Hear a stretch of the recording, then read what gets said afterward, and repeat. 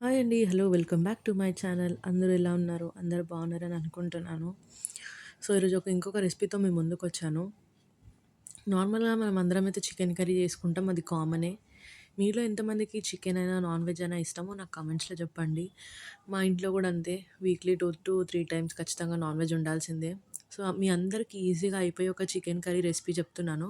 ఇది సింపుల్ అండి. మనం అందరం చేసుకునే బేసిక్ రెసిపీనే. కాకపోతే ఇందులో ఏం వాటర్ కూడా ఎయకుండా గ్రేవీగా వచ్చే కన్సిస్టెన్సీ నేను చెప్తున్నాననమాట.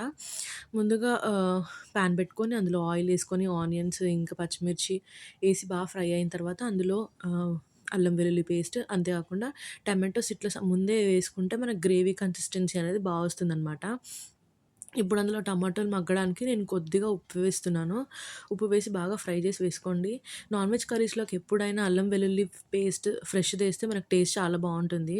ఈ టమాటోస్ కూడా అన్నీ మగ్గిన తర్వాత నేను ఆల్రెడీ చికెన్ వాష్ చేసి పెట్టుకున్నాను. అదే చికెన్ ఇక్కడ నేను 1 కేజీ తీసుకున్నాను. అది కూడా బాగా వేసి ఆ నీచు స్మెల్ అంతా పోయేలాగా మనం ఆయిల్‌కి బాగా ఫ్రై అవ్వనివ్వాలి. ఇక్కడ బాగా ఫ్రై అయిన తర్వాత స్లిమ్‌లో పెట్టి మూత పెట్టేస్తే మనకు చికెన్‌లో ఉన్న వాటర్ అన్నీ రిలీజ్ అయిపోతాయి. ఆ వాటర్‌లో అన్నీ రిలీజ్ అయిన తర్వాత మనకి కారం సరిపడా నేనైతే 2 స్పూన్స్ ఏస్తున్నాను నాన్ వెజ్ కాబట్టి. మీరు తినే వాళ్ళైతే ఇంకొంచెం ఎక్కువేసుకోవచ్చు. దాని తర్వాత ఇక్కడ ధనియాల పొడి గూడా వేస్తున్నాను. వేసి బాగా కలపాలి. కారం అనేది ముక్కకన్నిటికి బాగా పట్టుకునేలాగా కలుపుకోవాలి. కలిపి మళ్ళీ స్టవ్ మీడియం ఫ్లేమ్‌లో అలా పెట్టుకొని మూత పెట్టి బాగా మగ్గిచ్చాలి. అలా మగ్గిస్తే మనకి చికెన్‌లో ఉన్న వాటరు, టమాటోస్‌లో ఉన్న వాటర్ ఇగో ఇలా పైనకొస్తాయన్నమాట. మనం అడిషనల్‌గా ఇక్కడ ఏం వాటర్ ఎయలేదు.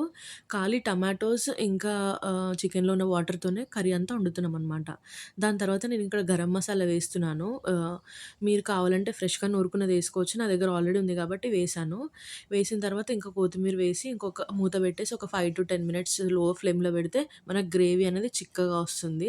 ఇక్కడ చూడండి రెసిపీ అయితే రెడీ అయిపోయింది. మీకు నచ్చితే లైక్ చేయండి.